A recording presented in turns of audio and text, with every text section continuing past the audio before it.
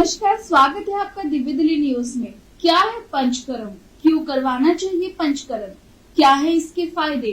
आज इन्हीं सवालों के साथ मेरे साथ स्टूडियो में मौजूद है डॉक्टर रजनी गुप्ता, जो कि हमें पंचकर्म के फायदे बताएंगे। स्वागत है मैम आपका हमारे स्टूडियो में। जैसे कि पंचकर्म क्या है और इसे क्यों करवाना चाहिए?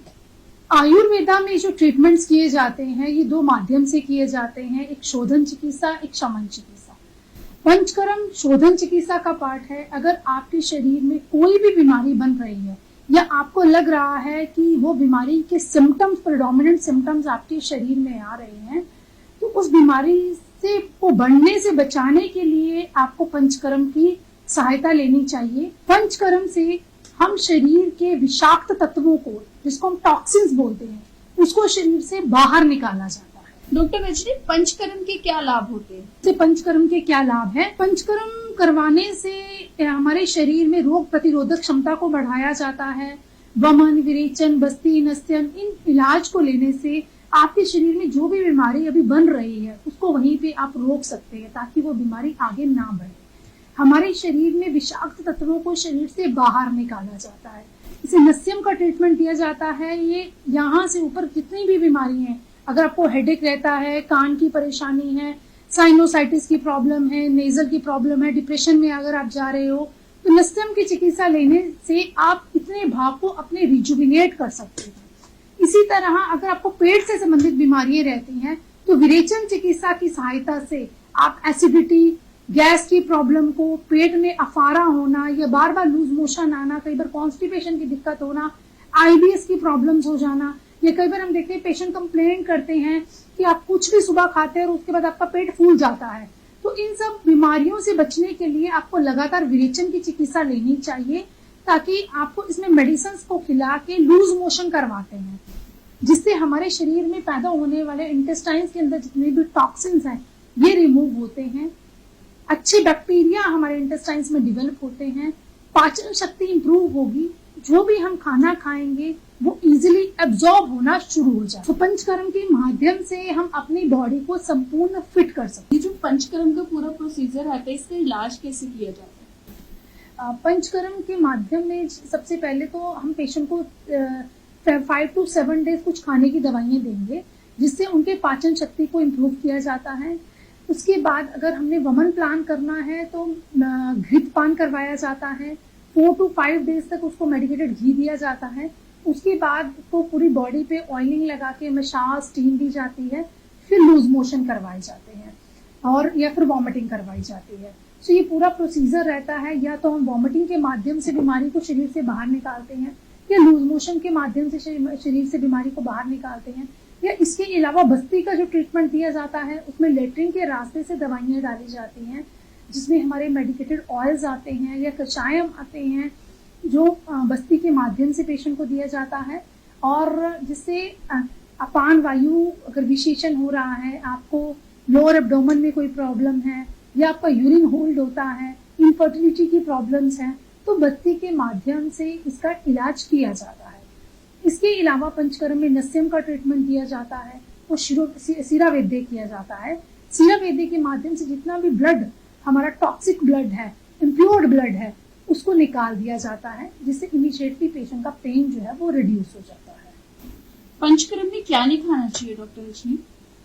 पंचकर्म के दौरान जैसे अगर आपको देखिए अब्डोमेन में पेन रहता है, या कुछ भी अगर आपको इंटेस्टाइन्स की प्रॉब्लम्स रहती है, तो आप खाने में बहुत ही हल्का खाना खाते हैं। हल्का खाना खाएंगे तो इजीली वो डाइजेस्ट हो जाएगा और आप रिकवर कर जाएगी आपकी बॉडी। इसी से संबंधित जैसे पंचकर्म का अगर आप ट्रीटमेंट लेते हैं तो आपकी सबसे पहले डाइट को कंट्रोल करते हैं हम। इसमें बिल्कुल लाइट डाइट दी जाती है, लिक्विड डाइट पे पेशेंट्स को रखा जाता है, ताकि आपकी खाने के पचाने की शक्ति को इम्प्रूव किया जा सके। उसके बाद धीरे धीरे धीरे करके डाइट को इंक्रीज किया जाता है। अगर आपको पंचकर्म के दौरान एकदम से एसी को एक्सपोज करना या ठंडी हवा में एक्सपोज करना, इस चीज के लिए हम पेशेंट्स को मना करते हैं, क्योंकि जब हम ट्रीटमेंट देते हैं तो ऑयल मसाज करी या स्टीम दी, तो उससे हमारे शरीर के पोर्स ओपन होते हैं। पोर ओपन होने से आपके बॉडी का सिस्टम जो है वो मेंटेन्ड रहता है। जैसे हमें स्वेटिंग आती है तो तो शरीर के अंदर के जितने भी टॉक्सिन्स हैं वो शरीर से बाहर निकल जाते हैं। और इमीडिएटली इसके बाद अगर आप एसी का एक्सपोजर करते हो तो एकदम से वो पोर्स आपके ब्लॉक हो जाते हैं और पेशेंट को कई बार कॉम्प्लिकेशंस होती हैं, इसीलिए इसको अवॉइड करना चाहिए। दूसरा, पंचकर्म के दौरान जो आप डाइट ले रहे हैं वो बिल्कुल ही लिक्विड डाइट लेनी है और ज्यादा एक्सरसाइजेज आपने नहीं करनी है, ज्यादा लंबा ट्रेवल आपने नहीं करना है, क्योंकि इन सब कारणों से वायु शरीर में बढ़ता है। आपको बहुत ज्यादा सन को भी एक्सपोजर नहीं करना है। नींद आपकी प्रॉपर होनी चाहिए, 6 to 7 आवर्स की नींद आपको रात में प्रॉपर लेनी है। पंचकर्म के ट्रीटमेंट्स के दौरान आपको दिन में नहीं सोना चाहिए, उसको अवॉइड करना चाहिए, क्योंकि अगर आप दिन में सोते हैं तो ये हमारे शरीर का कफ को बढ़ाता है। अभी वो गर्मी का सीजन है, गर्मियों में आप जीवन शोपन कर सकते हो, दिन में सो सकते हो, बट इसके ग्रीष्म काल के अलावा किसी भी सीजन में हमें दिन में सोना नहीं चाहिए, रात की नींद आपको प्रॉपर लेनी चाहिए। संध्या मेडिसिटी की जैसे कि सभी क्लिनिक है उन पर पंचकर्म की जो सुविधा है वो दी जा रही है, तो इसको किस प्रकार कोई भी इसका लाभ उठाना चाहे तो किस प्रकार आपसे संपर्क करें?